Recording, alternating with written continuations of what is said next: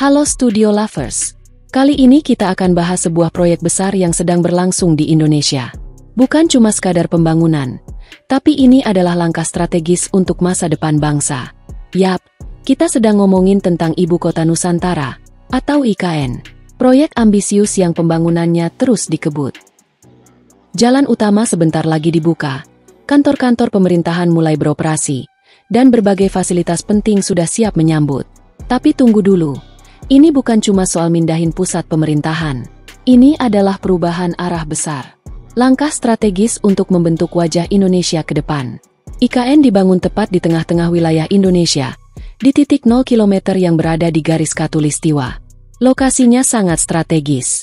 Gak cuma secara geografis, tapi juga dari sisi pengawasan dan manajemen seluruh wilayah, dari Sabang sampai Merauke. Tapi, strategi ini datang dengan tanggung jawab besar.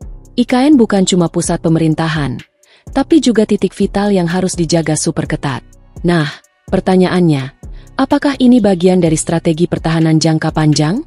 Atau, mungkinkah Indonesia sedang bersiap naik kelas?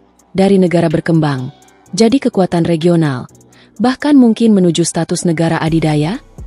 Tapi seperti biasa sebelum kita lanjut, jangan lupa ya untuk menekan tombol subscribe, aktifkan juga lonceng notifikasinya agar kamu tidak ketinggalan info terbaru dari Studio Langit.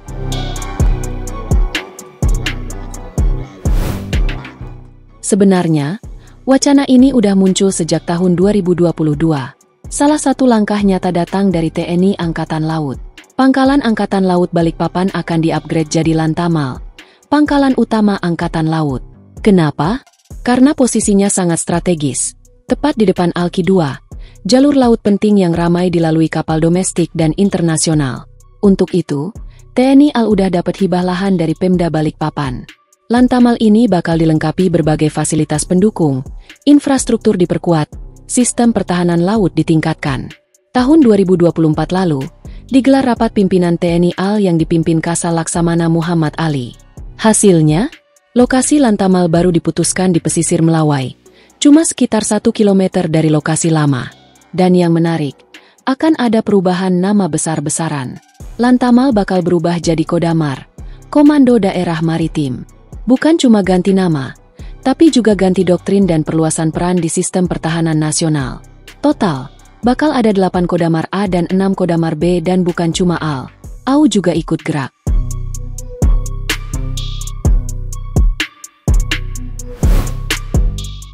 TNI AU juga bakal pindah ke IKN. Bahkan, mereka rencananya bangun pangkalan udara kelas VVIP. Karena, IKN bakal jadi gerbang udara bagi kepala negara dan tokoh penting dunia. TNI AU nargetin pembangunan lanut kelas A, dan ini bukan cuma wacana. Mantan Kadispen TNI AU, Marsma TNI R. Agung Sasongkojati, bilang bahwa mereka udah mulai ambil langkah teknis, bahkan kerja bareng berbagai kementerian. Selain itu, ada penataan ulang kekuatan udara. 5 pangkalan bakal naik jadi tipe A, 2 lainnya tipe B, dan bakal dibangun juga skuadron serta pangkalan tipe C di titik-titik strategis lainnya.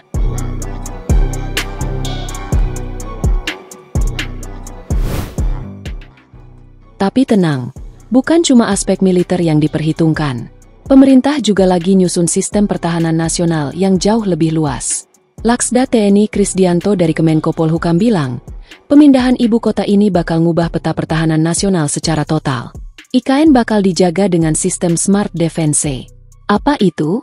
Gabungan kekuatan militer dan non-militer, lengkap dengan teknologi canggih dan pendekatan pencegahan aktif. Strateginya mengacu ke konsep anti-akses area denial. Intinya, siapapun yang coba masuk tanpa izin, bakal mikir 2 kali. Sistem ini juga didukung oleh kecerdasan buatan yang terhubung dalam satu jaringan terpadu bernama One Signal Network. Jadi, ancaman bisa dipantau dan direspons dengan cepat. Sejalan dengan konsep Smart City, sistem keamanan IKN pakai model Sishan Kamrata. Artinya, kolaborasi antara militer dan masyarakat sipil juga diperkuat. Gak cuma jaga fisik, tapi juga sistem digital, jaringan komunikasi, dan infrastruktur penting lainnya. Saat ini, ibu kota Indonesia masih Jakarta. Pengamanannya melibatkan Polri, TNI dari semua matra, BIN, dan BSSN. Polda Metro Jaya jadi pemimpin pengamanan harian, didukung Kodam Jaya. khususnya saat ada kondisi darurat, seperti demo besar. TNI AD bantu sebagai BKO, tanpa senjata api, dan pakai pendekatan humanis. TNI A lewat Lantamal 3 jaga laut sekitar Jakarta. TNI AU dari Lanut Halim jaga wilayah udara. BSSN tangani ancaman siber. BIN awasi lewat intelijen daerah. Semua lembaga ini berkoordinasi lewat forum Forkopimda.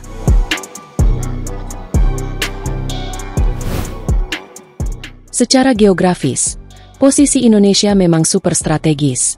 Di antara Samudra Hindia dan Pasifik, menjadikannya jalur penting perdagangan dunia. Tapi ini juga bikin Indonesia rawan masuk ke dalam konflik regional. Contohnya di Laut Cina Selatan. Cina bikin klaim sepihak lewat Nine Dash Line, yang sebagian masuk ke wilayah laut Indonesia, terutama di sekitar Natuna Utara. Meski Indonesia bukan pihak utama dalam konflik ini, ketegangan tetap sering terjadi.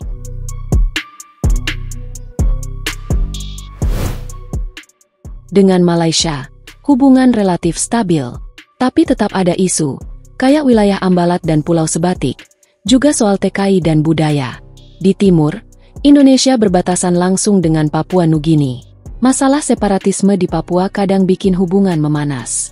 Di perairan utara, terutama perbatasan dengan Filipina dan Malaysia di sekitar Kepulauan Sulu, juga rawan karena aktivitas kelompok bersenjata seperti Abu Sayyaf. Untuk itu, Indonesia kerja bareng Filipina dan Malaysia lewat patroli gabungan. Jadi, pembangunan IKN bukan cuma proyek infrastruktur biasa. Ini adalah bagian dari strategi besar. Perubahan arah pertahanan, transformasi peran militer, kolaborasi sipil, dan adaptasi teknologi untuk jaga kedaulatan Indonesia ke depan.